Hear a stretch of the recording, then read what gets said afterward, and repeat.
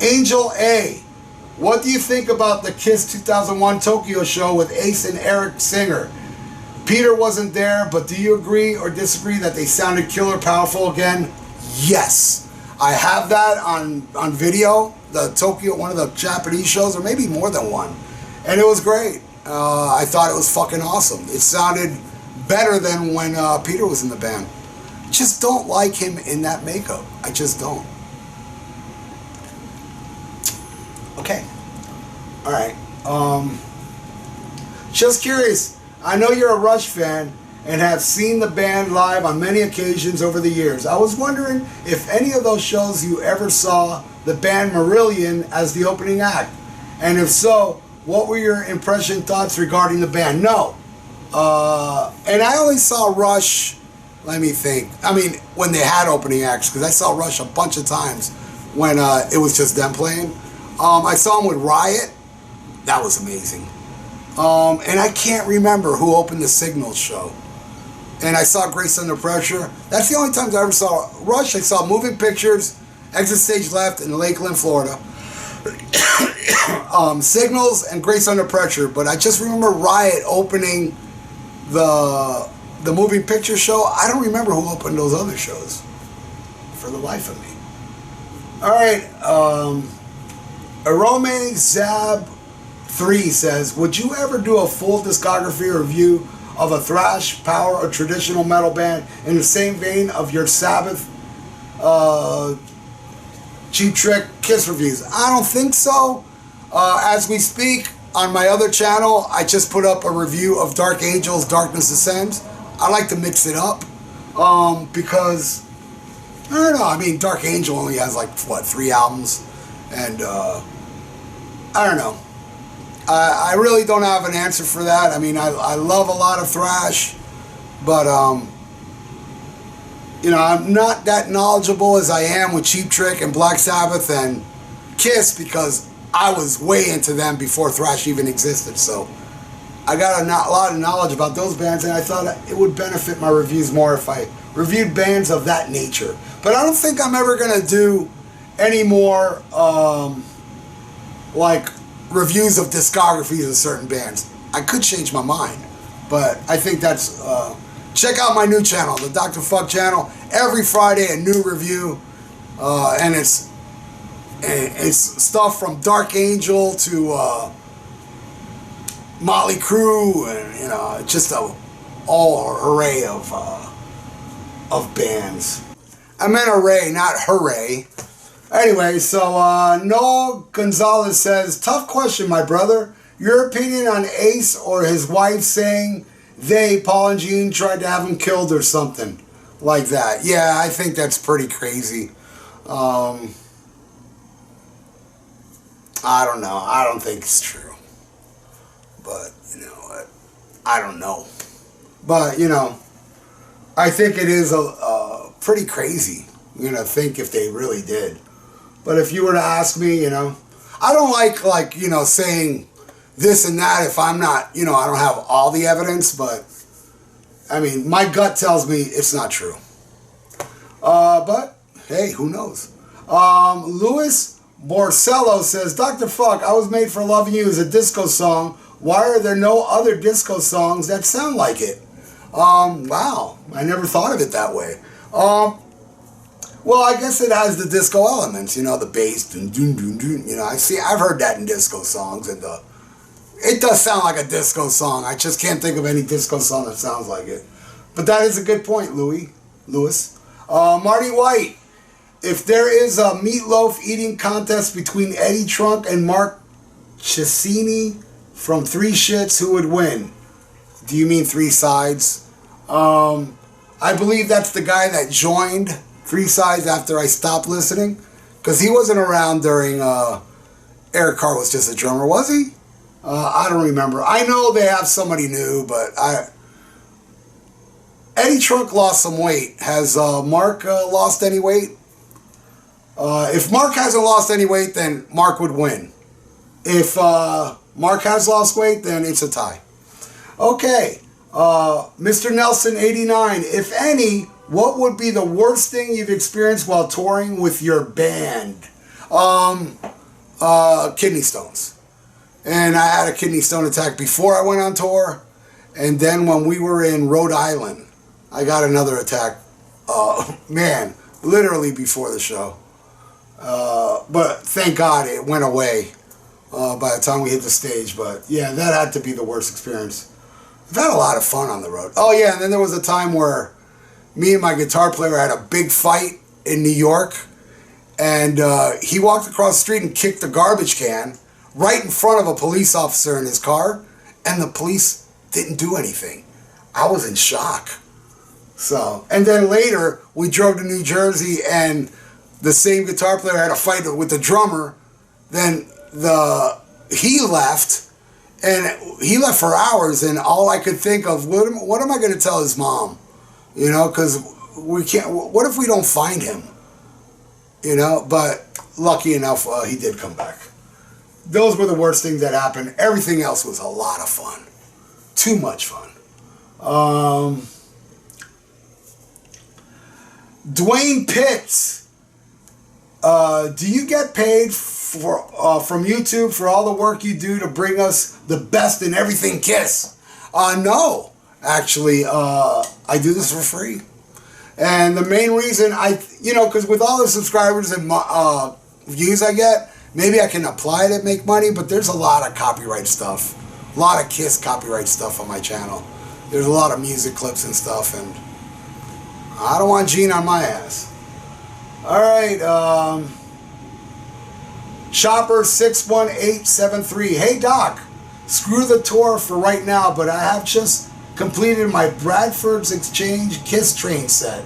Just wanted to know if you have the set and if it's worth the price I paid. 800 bucks, thanks a lot. C. No, I don't have it, but let me tell you something. You loved it, right? I think you said you loved it, you know? If you loved it, then yeah, it was worth every penny of that $800, my friend. Anybody out there, whatever you spend your money on and you love it, who gives a fuck what I think? As long as you love it, it's worth it.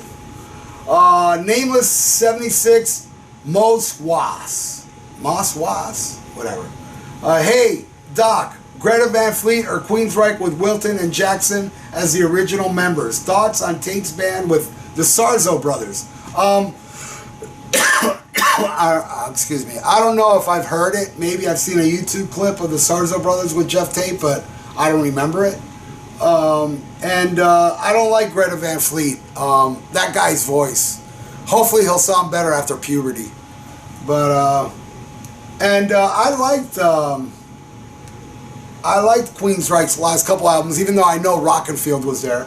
Their new album has Todd Telatorre on drums, the singer, but I haven't heard any of it yet. I know there's been clips up there, but you know what? I did do the whatever they call that, you know, where they raised money, and I bought the vinyl with all the autographs. So there you go. All right. Fidel Franco, do you think Ace deserves the treatment he's getting from Peter and Gene? Any upcoming album you're looking forward to? Peter? Well, Peter bashed everybody. No. Gene? No, I don't think he deserves it because Ace has been sober for 12 years and he still keeps bringing up the fucking drugs and alcohol thing. And Ace doesn't say shit. And he gets shit for it. Well, finally he said something back, but shit. You know, you poke the bear long enough, the space bear's gonna poke back. Okay. Atari 2600 Gamer, have you seen the Eric Carr documentary Tale of a Fox? Yes, I have. I own it, actually, and I enjoyed it. And you can see the complete documentary here on YouTube. If anybody hasn't seen it, I recommend it. God bless Eric Carr. Rest in peace. Bill Genarakis. Do you think Ace should return to Kiss and Thayer puts on the star and become fake Stanley and then go back to playing live? No, man, just let the end of the road happen without Ace. I mean, I know a lot of, well, you know, for the people out there that want Ace back, I hope he comes back for you all, but I really don't want Ace back in Kiss. I don't. I'm kind of rare because all the people that are pro Ace want him back. I don't. I just don't. But thinking of Ace, it'd be nice if he came back financially for him. All right. Boca Tone, what's up with the Rock and Metal Combat Podcast? New episode soon? Good question, my friend. Ian, as you know, has had some personal issues, and he wanted to take January off. And we were supposed to get together earlier in the month, but last week our schedules conflicted. This week our schedules conflicted, and next week as well, because Ian is now doing double time. He's working till like 11 at night, and when he gets home, he's too tired to do a podcast. So hopefully at the end of this month or early March, we'll be back. And thank you so much for supporting the greatest podcast known to man. All right. Rob Barnes says, how many hours in a first date is considered proper etiquette before asking her if she enjoys anal? That's quite a good question. Believe it or not, I am a fan of anal sex with a female that likes anal sex. That's when I enjoy doing it. When a girl doesn't like it, I'm not a fan. So the girl needs to like it. So I'm not a big fan of anal sex if the girl's not into it. Now, I'm a big fan of getting blowjobs. That I really love. So if a girl's not into that, it's going to be a problem. All right, Zoo Nation. Why do you think the Ramones never made it big? Because they definitely had a commercial quality to their music.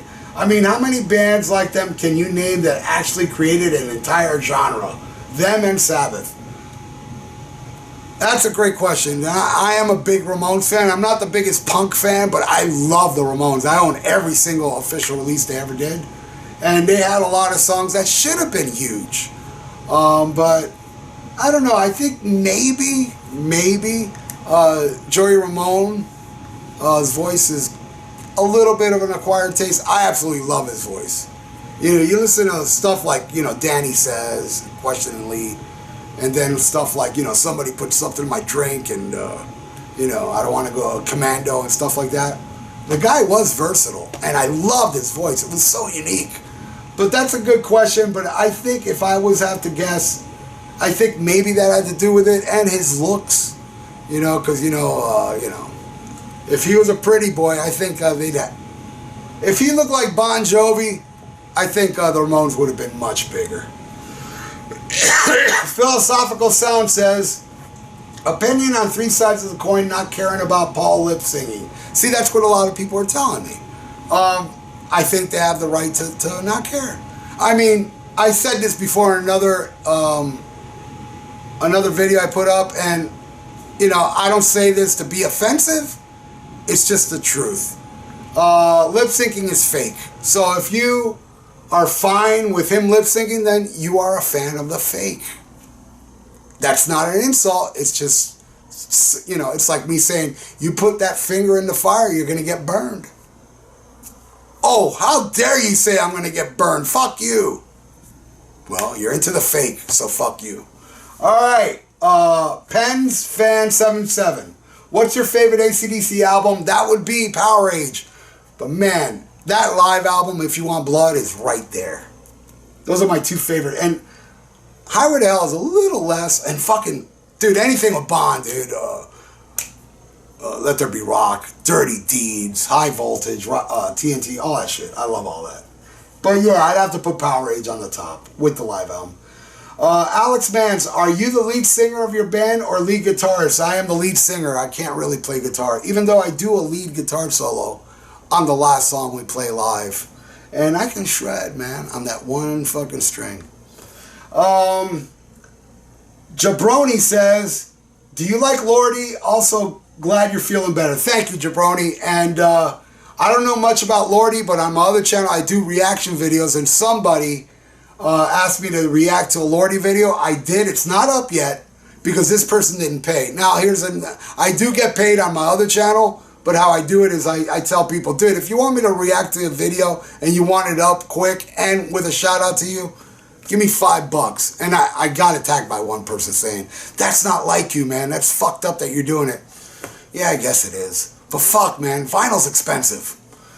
So I did review a Lordy song. So subscribe to my other channel, the Dr. Fuck channel, and you'll see what I feel about that song. And what I feel about the band. Okay, Kamala2111 says, do you agree with me, Cream's best trio ever, especially the short time frame and major influence on music? I do agree they were a major influence. I mean, they influenced my favorite guitar player of all time, Edward Van Halen. Never got into Cream, though. Sorry. I do love my friend turned me on. I mean, he's a big Cream fan, and, you know, he turned me out to a lot of Cream. And the one thing I loved that he played me a Cream was the live version of them doing Crossroads. That was smoking.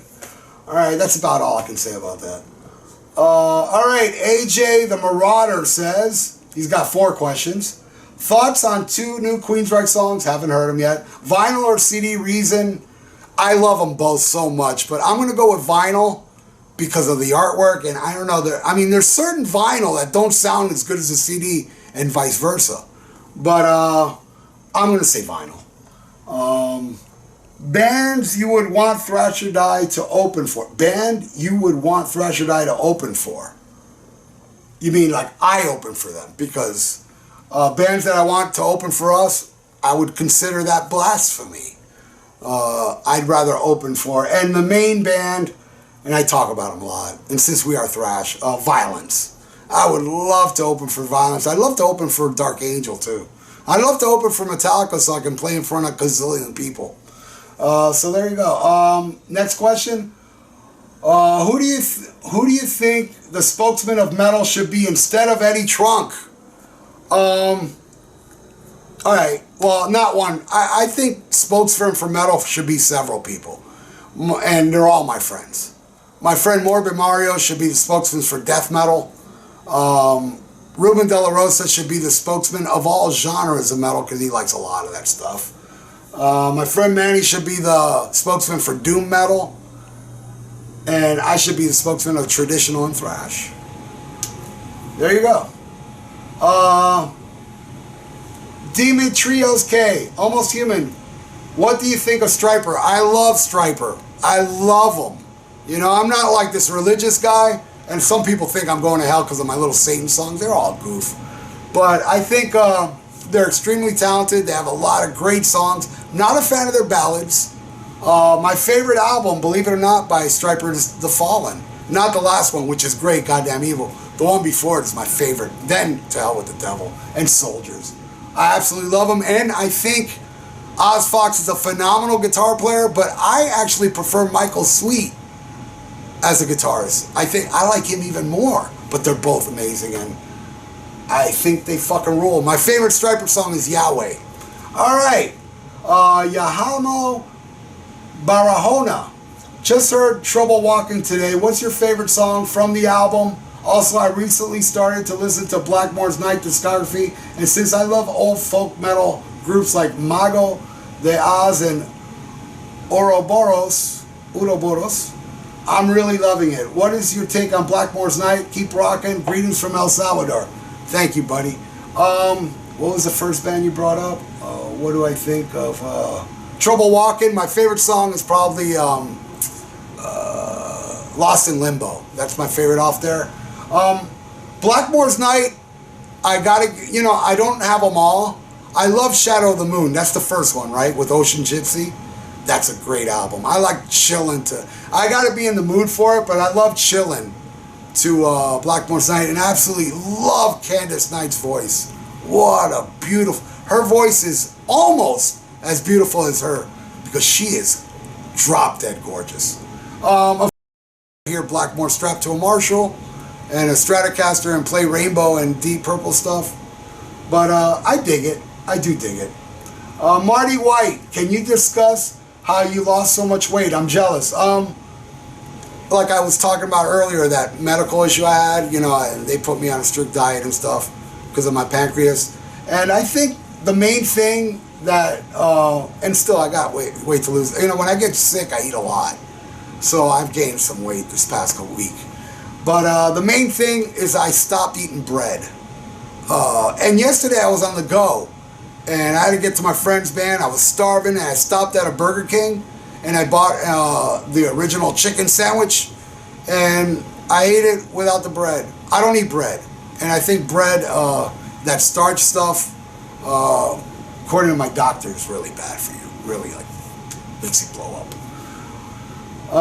So good work, Marty. I mean, it takes a little while to get used to not eating bread anymore, but now it's like, you know, I see any, like, you know, if I ever have a burger or something, I eat it without bread. Or sometimes I break the bread in half, you know, so I don't get all messy, and have just one of the breads. Do that for now. You know, when you buy a burger or anything with 2 pieces of bread, take one off, break it in half, and have it with 1 piece of bread. And good luck, Marty. And hopefully I'll be jealous of you from your weight loss. Jackson Rowdy, awesome dude. He donates to the reaction videos. Your thought on Avantasia and Ed Guy. And I love Tobias Sammet and both bands, but I really, with that, a new Ed Guy album would come out soon. I saw Ed Guy in the 70 Tons of Metal cruise, and I enjoyed it. Avantasia, I don't think I know of them. I don't think I ever heard them. Probably gonna ask me to react to one of their videos. Honestly, I never really like bought any. I do have an Ed Guy promo CD. I don't know which one it is. I mean, they're good, but they're not one of those bands that, you know, I listen to. There's just so many bands out there that I listen to. I'm like, they're good, but, you know, it's not one of those, wow, my mind is blown, I got it. Like, dude, that Japanese band that you asked me to, that's very expensive, that too way out of my league. Oh, United. Fuck, that was mind-blowing. That was awesome. So there you go. Jackson, thanks for the question. Marty White again. Do you think Paul Stanley's Creature Tail was actually a butt plug? Where's my drink? I don't know. No, it wasn't, dude. I don't think so. That's the first time I saw Paul Stanley Creatures. But no, I don't think it was a butt plug. I think it's real. I think Paul Stanley was born with a tail. Daniel Little, are you surprised at the attendance of the current Kiss tour? I am. So am I. The footage I saw, you know, I mean, I see like a lot of these shows aren't selling a lot of tickets, but you know what? I only saw the Montreal, like a good, you know, section. But then, you know, the other shows I see, it's only certain sections and it looks packed. I don't know what the back looks like, but I am impressed.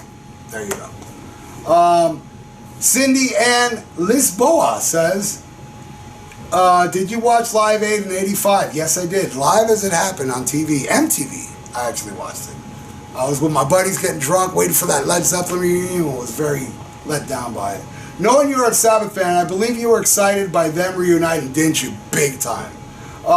Which performance do you think was the best? Is the Queen performance overrated? No. I think the Queen performance was probably the best. Sabbath, I was disappointed because they came in during Children of the Grave. They were playing commercial, and then they came out of the commercial, and they're in the middle of Children of the Grave. That pissed me off. But they were okay. They weren't bad. Ozzy looked weird, though. But, you know what? I have to look at the whole show again to make sure Queen was the best. But I remember watching Queen that day on TV and was fucking blown away because I already gave up on Queen at that point with the hot space and shit. And I was like, wow, they smoked it. And the crowd reaction was unbelievable. I hate U2. I'm not a fan of U2 at all. But I remember they went over really well. And I think that helped their career a lot. I'm not saying they were great or anything, but as far as getting the crowd into them, they were really good as well that day too. Priest was awesome.